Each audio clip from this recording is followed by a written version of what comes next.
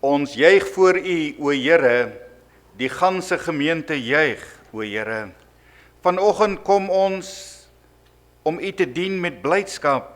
Ons kom voor U met gejubel. Hemelse Vader, ons wil vanoggend erken dat U die Here is, dat U ons geskape het, dat ons aan U behoort. Ons is U skape, skape van U weide. Daarom kom ons U huis met lof binne en word ons bewus van U teenwoordigheid met lofsang. Ons wil U loof en prys, o Here, want U is goed en U goedertierenheid duur tot in alle ewigheid en U trou van geslag tot geslag. Amen.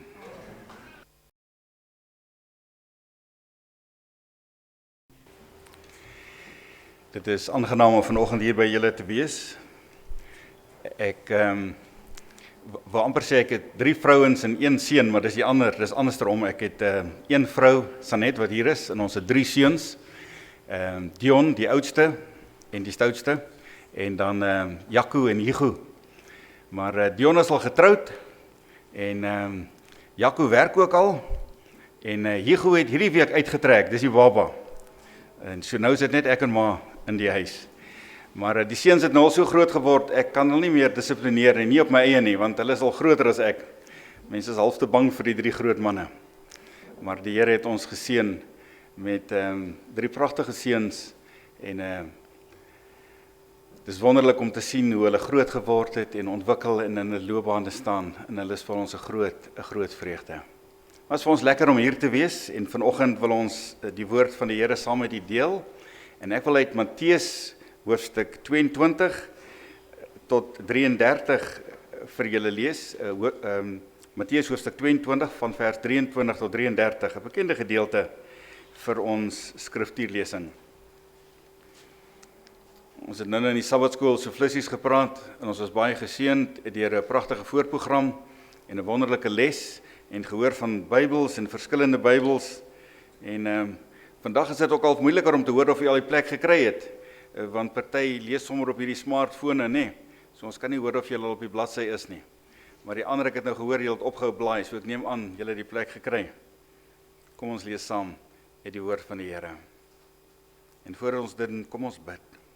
Vader, dankie vir u liefde, dankie vir u woord, en ons bid, Here, dat u nou ons leermeester sal wees. Maak dit stil in ons harte, neem die hindernisse van die wêreld van ons weg, sodat ons vir die volgende paar oomblikke ongehinderd en ongestoord u woord kan hoor, u stem, en skep in ons hart, dat ons sal leef volgens u woord, en u wil. Ek bid dit in Jesus naam. Amen. Matteus hoofstuk 22 vanaf vers 23. Dieselfde dag kom daar na hom Sadduseërs, hulle wat sê daar geen opstanding is nie, en vra vir hom, en sê, Meester, Moses het gesê, as iemand sonder kinders sterwe, moet sy broer sy vrou trou, en kinders vir sy broer verwek. En nou was daar by ons 7 broers, die eerste het getrou en gesterwe, en omdat hy geen kinders gehad het nie, het hy sy vrou vir sy broer agtergelaat, so ook die tweede, en die derde, tot die 7de toe, en die laaste van almal het toe, van die vroue toe ook gesterwe. In die opstanding dan, van watter een van die 7 sal sy die vrou wees, want hulle almal het haar gehaat. Toe antwoord Jesus en sê vir hulle, julle dwaal, omdat julle die skrifte nie ken nie, ook nie die krag van God nie. Want in die opstanding trou hulle nie, en word ook nie in die huwelik uitgegee nie, maar soos engele wat van God in die hemel. En wat die opstanding van die dode betref, het julle nie die woord gelees, toe julle deur God gespreek is nie? Ek is die God van Abraham, en die God van Isak, en die God van Jakob. God is nie 'n God van dooies nie, maar 'n God van lewendes. En toe die skare dit hoor, was hulle versla oor sy leer. Bekende skrifgedeelte wat ons dikwels al gelees en oordink het, en ek wil nie vandag my begeef op die gebied van die huwelik in hierdie lewe en in die lewe hierna nie, maar ek wil graag op ietsie anders fokus wat ons raak gelees het in die teks vanoggend. Wie van u, as ek 'n vraag kan vra, het al amper vergeet dat daar iets soos beerdkrag is? Kan nie onthou dat ons nou vir 'n paar dae, dalk moet ons nie praat oor beerdkrag en dan begin dit dalk weer vanaand. In Suid-Afrika is dit was nou 'n bekende ding, dat daar soms, hoewel ons betaal vir elektrisiteit, dat ons soms is dit nie ons beurt om elektrisiteit te hê nie. En so het dit amper 'n nuwe normaal geword. Dis amper soos hierdie padda wat ons van gelees het, wat hulle vir ons van vertel, dat hulle die padda in koue water sit op 'n pot, op 'n stoof, en dan begin hulle om dit stadig maar seker warm te maak, en dan raak die padda, soos hulle sê, gewoond aan die warm water, en dan swem hy later in die kokende water rond. Ek weet nie of dit regtig kan gebeur nie. Maar so het beerdkrag as te ware amper 'n nuwe normaal vir ons geword. En in hierdie digitale en elektroniese virtuele omgewing waarin ons leef, maak ons gereeld gebruik van toerusting wat so afhanklik is van elektrisiteit. En so is dit dikwels 'n groot frustrasie wanneer ons sonder elektrisiteit moet klaarkom. Ons weet van die ontwrigting en die ongemak, en soms die addisionele koste, net om te probeer om seker te maak dat ons daarom ons slimfone kan herlaai en daarom iets kan warm maak sodat ons kan eet. Dit is as te ware amper 'n nuwe normaal in ons samelewing geword. Nie lank gelede was daar 'n Suid-Afrikaanse dokter wat in Australië moes verantwoording doen voor 'n hof vir haar dade, nadat sy volgens haar weergawe die einde van haar kragte bereik het. En toe sy die einde van haar kragte bereik het, het dit onomkeerbare en verrykende gevolge ingehou. Dalk het jy daarvan gelees in die media. En hoe dikwels hoor ons nie vandag dat iemand sê, ek kan net nie meer nie. Ek is op my laaste, ek het die einde van my kragte bereik. En dalk het sommige van die einde van die finansiële krag bereik, of die einde van emosionele krag. Dalk is die fisiese kragte uitgeput, en is die gesondheid onder groot druk. Dalk is jy op skool of op universiteit en het jy breinkrag 'n einde bereik. Wat ook al die geval, daar is baie mense vandag, dalk jy self, wat voel, ek het die einde van my krag bereik. Dikwels, wanneer dit voel of ek die einde van my krag bereik het, dan ontdek ek dat daar soms 'n funksie is wat ek nie geweet het bestaan nie. Dit wat ek moes doen, vinniger en beter kon doen. In die huidige groep waarin ek staan, en ook in die vorige een, het ek baie te doen gehad met administrasie. En veg ek maar die papieroorlog. En gaan dit dikwels gepaard met bundels en bundels dokumente wat ons moet voorberei vir die verskillende dinge waarby ek betrokke is. En as mens hierdie hoop dokumente nou uiteindelik georden het en bymekaar gesit het, dan moet jy goed gaatjies inkry. En ek het altyd 200-300 bladsye afgerol, en dan het ek so 'n klein gaatjie drukker, 'n pons, papierpons, en dan probeer ek nou om deur hierdie hoop gaatjies te maak. En my probleem is nou, as hulle skeef is, dan wil ek amper weer voorbegin, want die gaatjies moet almal op dieselfde plek wees, regdeur. En so sukkel ek mos nou verskriklik om gaatjies in hierdie pakke dokumente maak. En na 3de, 4de keer toe ek by dieselfde plek kom, is 'n skool, daar was 'n net skool gee by Helderberg Primêr, doen ek sommer die drukwerk, en sou die sekretaresse nie vir my sê nie, maar die masjien kan sommer self gaatjies druk. En ek wonder maar, as iemand net vir my vroeër gesê het, dan het dit my baie tyd en moeite gespaar, en frustrasie. Nee, nou druk ek die pakke dokumente en die gaatjies is sommer daar van die begin af. As ek maar net vroeër geweet het van hierdie funksie, dan het ek nie die einde van my kragte bereik en die frustrasies wat ek gehad het om die spul bundels by mekaar te sit nie. Ek wil vanoggend aan u voorstel dat feitelik alle krag, alle menslike krag, net soos Eskom se elektrisiteit, is net beerdkrag en kom tot 'n einde.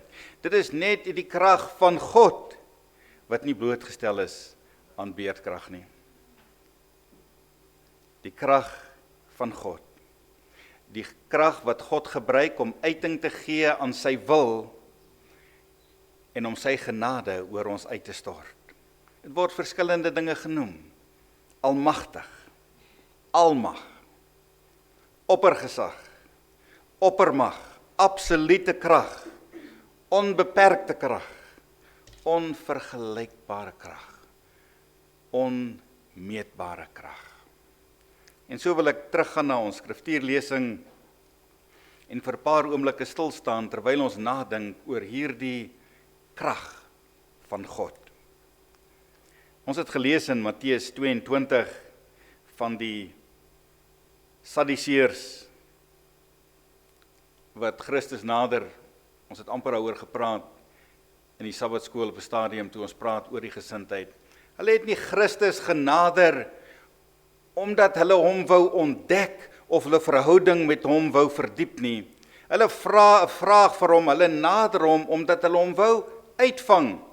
Omdat hulle gedink het hulle is slim en hulle kan 'n vraag vra wat Christus nie kan antwoord nie.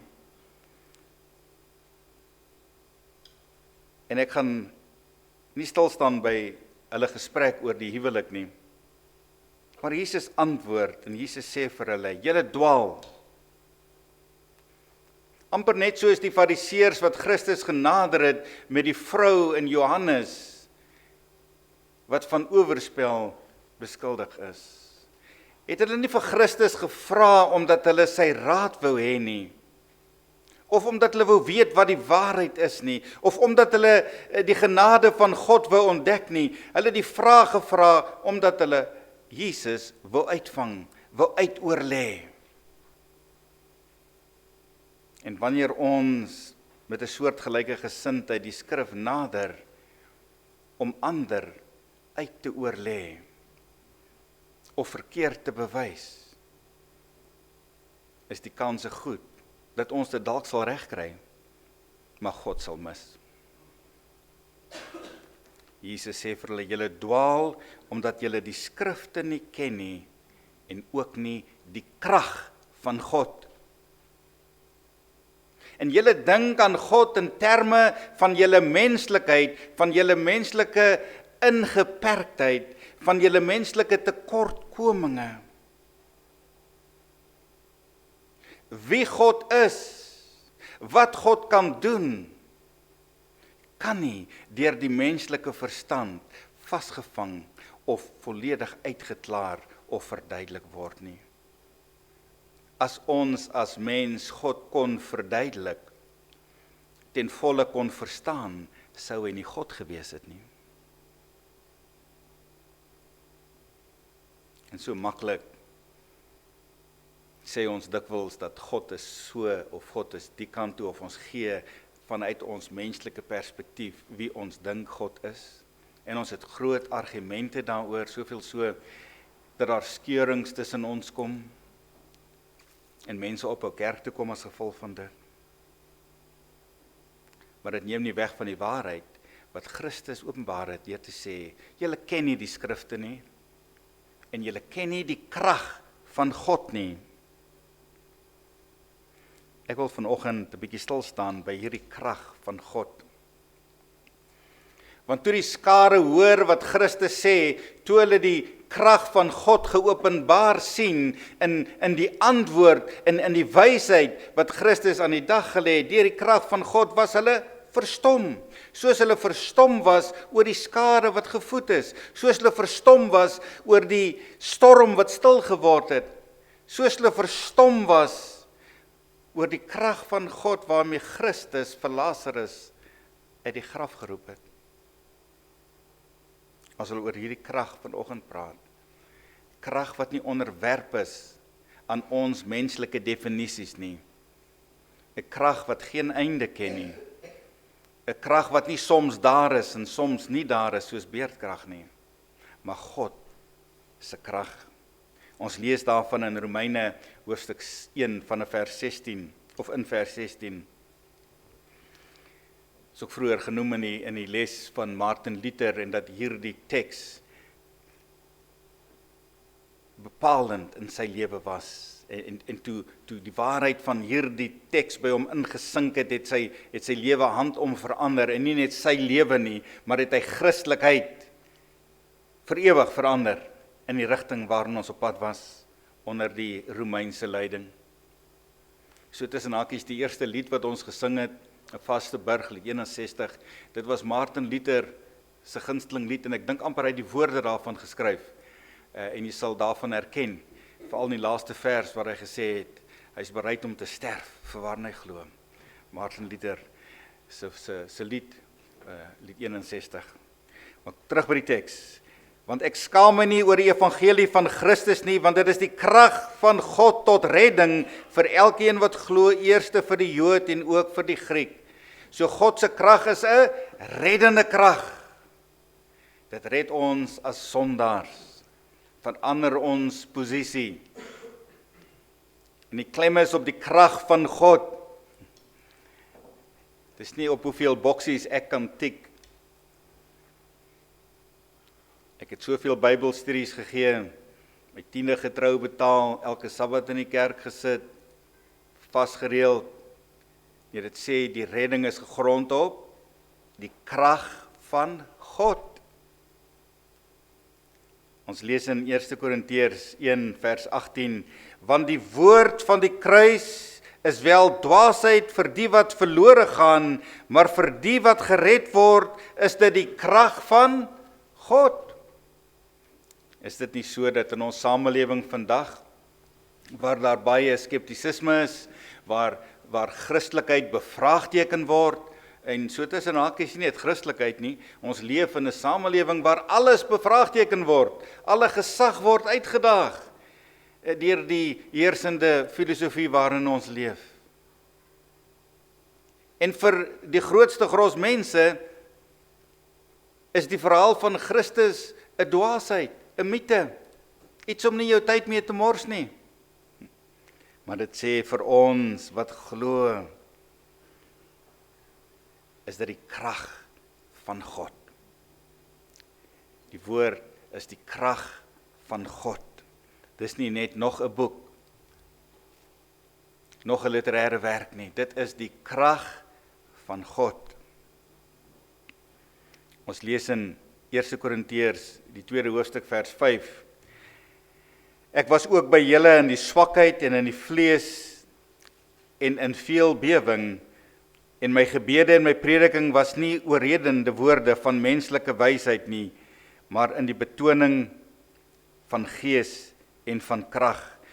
Vers 5, sodat julle geloof nie in wysheid van mense sou bestaan nie, maar in die krag van God. En so wanneer ons hierdie lewende woord van God gepredik hoor, die krag van God in sy woord, dan werk dit ook kragtig op ons wat hoor se lewens. As ons kom om te hoor, om God beter te leer ken en ons verhouding met hom te verdiep, en nie om ander net uit te oorlê nie. 2 Korintiërs 4 vers 7, maar ons het hier die skat in erde kryke, sodat die voortreffelikheid van die krag van God mag wees, en nie uit ons nie. Sodat wie ons is, en wat ons doen in hierdie erdekryk liggame wat tydelik is en verbygaan, sê Paulus, dat dit nie uit onsself is nie, maar uit die krag van God. 2 Korintiërs 13 vers 4 lees ons, want al is hy gekruisig uit swakhede, lewe hy tot tog uit die krag van God. Want ons is ook swak in hom, maar ons sal saam met hom vir julle lewe deur die krag van God. So nie net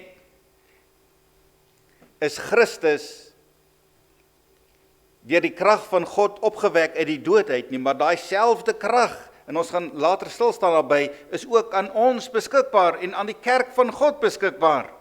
'n Krag wat red, 'n krag wat lewend maak, 'n krag wat geen einde het nie. 2 Timoteus 1 vers 8, skaam jou dan nie oor die getuienis van ons Here of oor my, sy gevangene nie, maar ly saam verdrukking vir die evangelie na die krag van God. Klink amper soos 'n paradoks. Mens wil amper nie lyding en die krag van God in dieselfde sin hoor nie. Maar hier sê dit dat wanneer ons ly en verdruk word ter wille van die evangelie van Jesus, dan is dit na die krag van God, omdat God dit toelaat. Omdat dit volgens sy wil en sy werking daar is. Dalk sien ons dit nie. Dalk wonder ons, hoekom moet ons so sukkel? Waarom sukkel ek met die finansies? Waarom kry ek nie geleenthede nie? Waarom kry ek nie 'n werk nie? En dit is verskillend vir verskillende mense. En vir my en my gesin het dit so 'n bietjie anders uitgeval. Toe ek hierdie lyding ervaar het in 'n fisiese siekte. En daar verskeie operasies moes wees, breinoperasies om dit te probeer aanspreek. Oor 'n lang tyd en gewonder waarom. En wanneer mens in die stryd is en in die oomblik, dan is dit moeilik om dit te verstaan of sin daarvan te maak. En vandag kan ek terugkyk en sien hoeveel keer die Here individue op my pad geplaas het wat aan 'n soortgelyke siekte ly. En sou die neurochirurg my dikwels kontak en vra, hier's iemand in die hospitaal en sy ore hang 'n bietjie, hulle is baie teneergedruk, wil ek nie maar vir hulle kom bemoedig nie. En so het ek die geleentheid gehad om nie net 'n woord van bemoediging te bring vir mense wat aan dieselfde ding gelei het nie, maar het dit ook die deur oopgemaak om die evangelie van daardie individue te bring. Van alle vlakke van die samelewing gekom het, sommige van hulle van die buiteland. En ek sou nooit die geleentheid gehad het om in daardie konteks die woord van die Here vir hulle te bring nie. Maar ek het dit nie verstaan toe dit so swaar gegaan het nie. Vandag, wanneer ek terugkyk, is dit makliker om dit te sien en om ook die genade in die hand van die Here te sien, selfs in daardie donker tyd. 1 Petrus 1 vers 5 sê, 1 Petrus 1 vers 5, want in die krag van God, wat in die krag van God bewaar word deur die geloof tot die saligheid wat gereed is om openbaar te word in die laaste tyd. So die krag van God, die konteks sal aan ons openbaar wat noodsaaklik en wat nodig is en ook wat gaan gebeur. Ons is ook bekend met die sogenaamde apokaliptiese profesieë, Daniël en Openbaring. Die Here het die gordyn as te ware weggetrek, dat ons kan sien wat ons te wagtig kan wees, genadiglik en deur sy krag, sodat ons in hom en deur hom gereed kan wees vir die tyd wat kom. Daar is soveel by wie 'n mens kan stil staan, maar ek dink ek wil laastens net vir 'n oomblik of twee stil staan, as daar nog genoeg tyd is, by Efesiërs hoofstuk 1 vers 19 en 20.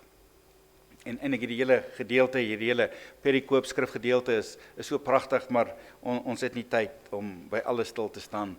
En dalk vanmiddag, wanneer dit stil is en jy 'n openingkie het, wil jy dalk hierop reflekteer en dit lees. En ek lees vir die Efesiërs hoofstuk 1 van vers 19. En wat die uitnemende grootheid van sy krag is vir ons wat glo, na die werking van die krag van sy sterkte, wat hy gewerk het in Christus toe hom uit die dode opgewek het en hom laat sit het aan sy regterhand in die hemele. En hierdie is 'n baie diep teks wat praat oor die omvang en die grootheid en die grensloosheid van God se krag.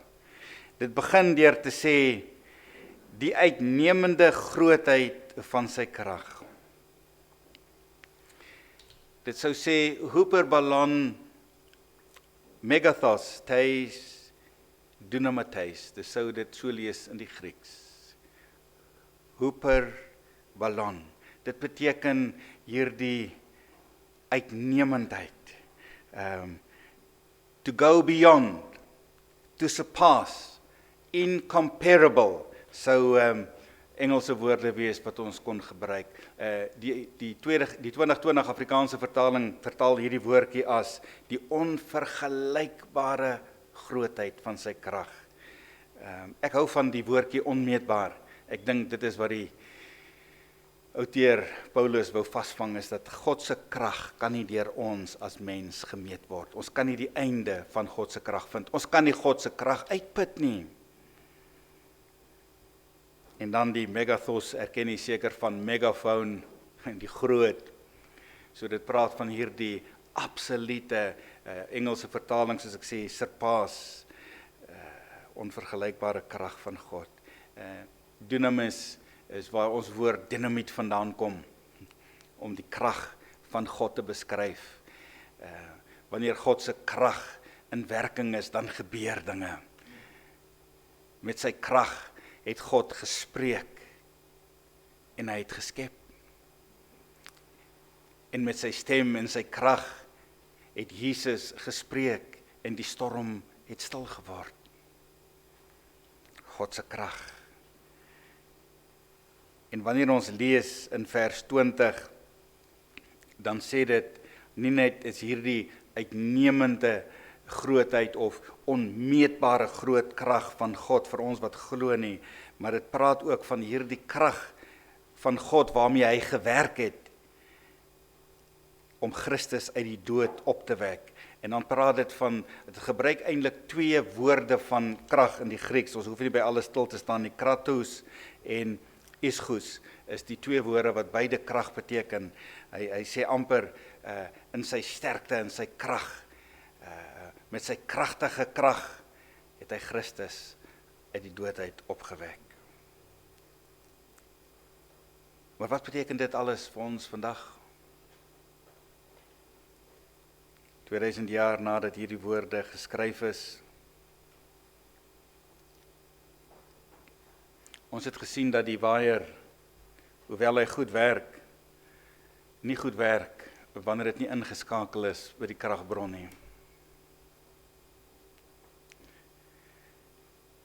Mens kan dit aanskakel by die waier, amper tot jy blou is in die gesig, niks sal gebeur nie. Maar as dit nie ingeskakel is by die kragbron nie, dan beteken dit niks. Net soos wanneer ons elektriese ware inskakel by die muurprop en Eskom gee nie vir ons krag nie, beteken dit niks. Ons het 'n kragbron nodig. En so net so beteken dit vir ons niks om langs die kragbron te staan nie, om in die huis van die Here te staan nie, om in 'n denominasie te staan nie. Dit beteken niks as ons nie verbind is met Christus self. As ons 'n verhouding, 'n reddende verhouding met Christus het, 'n verhouding waar binne ons sterf, sodat ons minder kan word en hy meer kan word, sodat ons gevul kan word met sy gees en hy in en deur ons kan leef. Anders beteken hierdie krag van God niks. Maak ons amper die krag van God kragteloos. Daarom kom baie van ons vandag naby aan die kragbron Jesus Christus. Naby aan die krag van God, maar ons konnekteer dikwels nie met daardie krag nie.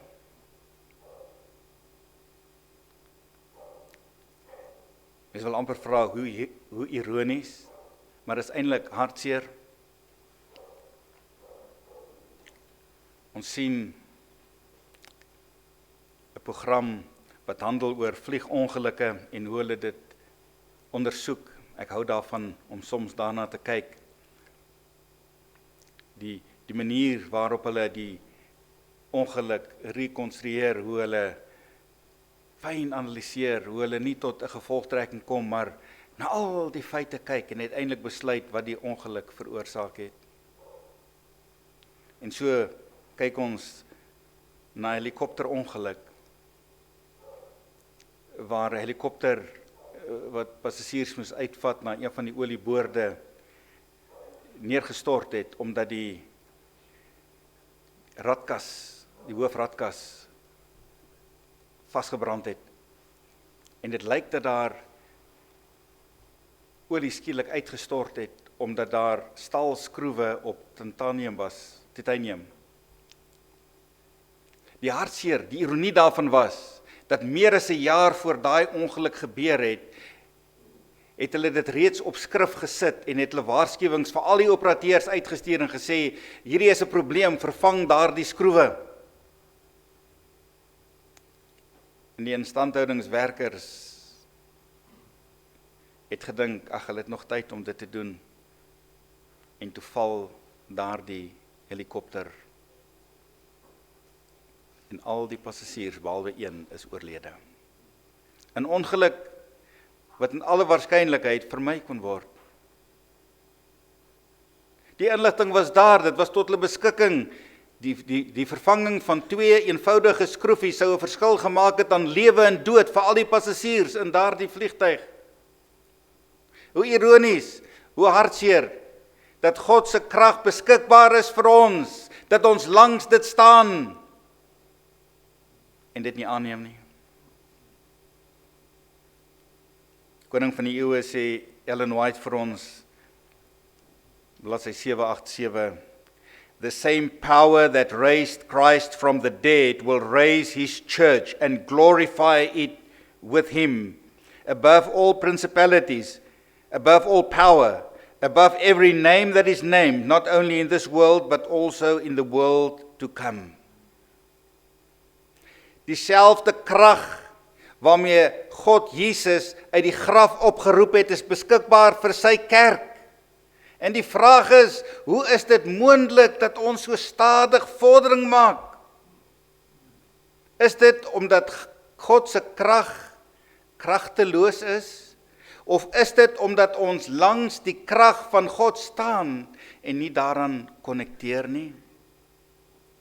En ek dink dis nie net waar van kerke nie, maar ook van ons as individue.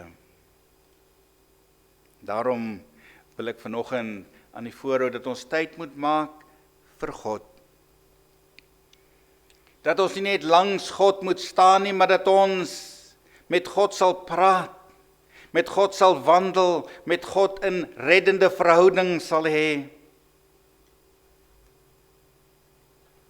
In ons besige samelewing, waar ons sukkel om te oorleef, is die naaste aan aanbidding wat baie mense deur die week kom bloot 'n skietgebedjie hier en daar. Ons is vasgevang om te probeer oorleef. Die boekevat waarmee ons groot geword het, is iets van die verlede in vele huishoudings vandag. Maar iemand stel voor dat om tyd met God deur te bring, dalk die volgende elemente kan bevat. En dalk nie al die elemente gelyktydig, en dalk nie in presies dieselfde volgorde nie, maar dat mens moontlik van hierdie elemente kan gebruik om seker te maak dat ons verhouding met God verdiep en versterk, sodat ons ingeskakel kan wees by hierdie goddelike krag, wat geen einde het, wat beskikbaar is vir ons wat in hom glo.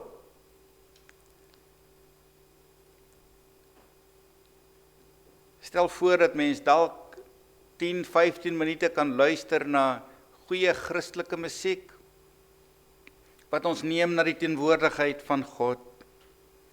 Dalk kan ons 5 minute, 'n paar minute neem om skrif te memoriseer, gunsteling tekste in 'n geheue te roep, dat wanneer ons nie ons Bybel naby het en ons bemoediging nodig het, ons dalk 'n belofte kan oproep of met iemand kan deel wat dit nodig het. dan stel die persoon voor dat mens dalk so vir 20 minute of so 'n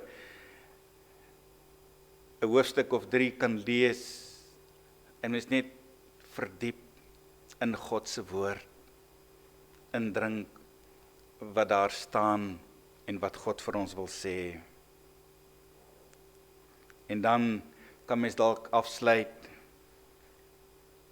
met 5 minute of so, waar mense 'n paar dinge neerpen wat God gedoen het, waaroor ons dankbaar is.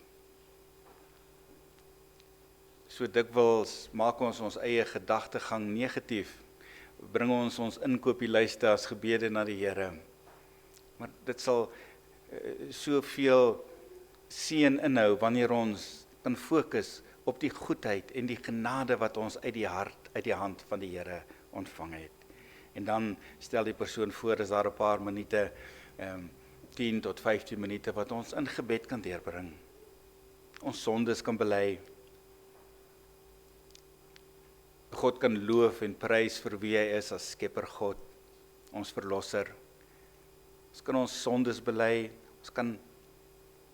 ons kan verander bid, wat op hierdie reis sukkel en dalk nie dieselfde kennis van God het as ons nie. En so sal dit dalk 'n betekenisvolle tyd wees wat ons verhouding met God sal verdiep, as ons dit elke dag doen. Net soos wat ons in verhoudings met mekaar staan, en nie net dan en wan met mekaar kan gesels, en dan en wan in dieselfde huis kan wees, en dit noem 'n huwelik of 'n verhouding nie. Wanneer mens jonk is, en mens vind daardie persoon wat mens hart vinnig laat klop, dan doen ons baie dinge, soek ons baie verskonings om in mekaar se teenwoordigheid te wees, tyd saam deur te bring. Hoeveel te meer met God, wat ons so lief het, en soveel vir ons wil doen. Vanoggend wil ek met my saamneem, dat alle menslike krag en kragbronne tot 'n einde kom, en maar soos beerdkrag is. Dit is net die krag van God wat voortdurend is, perpetual, wat nie ophou nie, onuitputlik, onvergelykbaar, onmeetbaar, ten opsigte van sterkte en vermoë. Ons kan by daardie kragbron inskakel deur in hom te bly en met hom te konnekteer. Johannes 15 vers 1 tot 8. Ek is die ware wynstok en my Vader is die landbouer. Elke loot in my wat nie vrug dra nie, neem hy weg, en elke loot wat vrug dra, die maak hy skoon, sodat dit meer vrug kan dra. Julle is reeds rein deur die woord wat ek tot julle gespreek het. Bly in my, soos ek in julle. Net soos die loot geen vrug kan dra van homself, as dit nie in die wynstok bly nie, so kan julle ook nie, as julle nie in my bly nie. Ek is die wynstok, julle is die lote. Wie in my bly en ek in hom, dra veel vrug, want sonder my kan julle niks doen nie. As iemand in my nie bly nie, word hy uitgewerp soos die loot en verdroog, en hulle maak dit bymekaar en gooi dit in die vuur en verbrand dit. As julle in my bly en my woorde in julle, sal julle vra net wat julle wil en julle sal dit verkry. Hierin is my Vader verheerlik, dat julle veel vrug dra en julle sal my disippels wees. Die Here wil hê dat ons gekonnekteer moet wees met sy krag, sodat sy krag in en deur ons kan werk om 'n seën te wees vir die samelewing waarin ons geplaas is. Dit is my gebed dat die Here deur sy inwonende Gees vir ons sal help om te besef dat ons eie krag maar kragteloos is en hoogstens grens aan beerdkrag. My gebed is dat die Here ons deur sy inwonende Gees sal help om te besef dat die enigste volkome bron van krag slegs van God afkomstig is.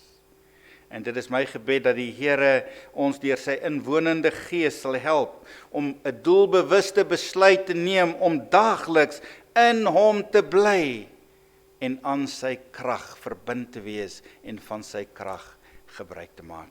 Kom ons bid saam. Vader, baie dankie vir u woord. Dankie dat u die groot ek is.